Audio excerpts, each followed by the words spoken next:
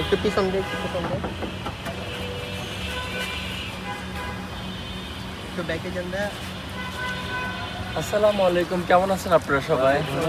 কেমন আছেন আপনি? হ্যাঁ, ভালো আছি আলহামদুলিল্লাহ। তো সরি আজকে আমার লেট হয়ে গেল, মানে এত জ্যাম ছিল রাস্তায়, তো হয়ে গেল। তো প্রোগ্রাম মনে হয় প্রায় শেষের দিকে নাকি, মানে খুব লাস্টে আসা হয়েছে আর কি। ও ডায়মন্ডের ব্যাগ, ডায়মন্ড ক্রিয়েশন। জি ভাইয়া।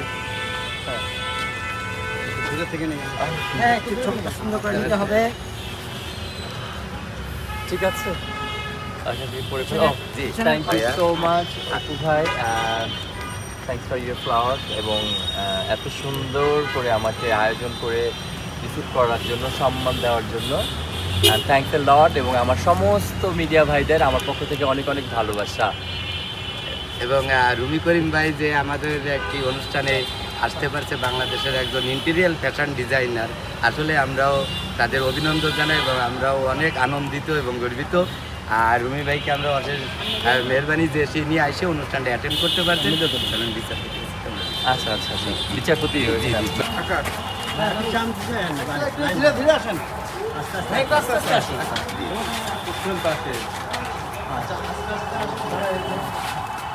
ধীরে ধীরে যান।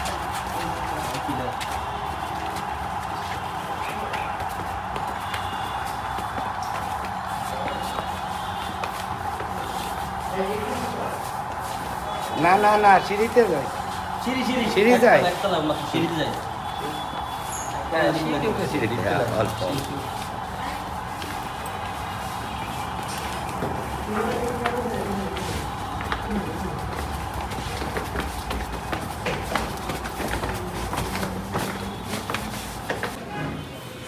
আজকে আমরা বাংলাদেশে বসবাস করছি, বাংলাদেশে বসবাস করি স্কুল কলেজগুলোতে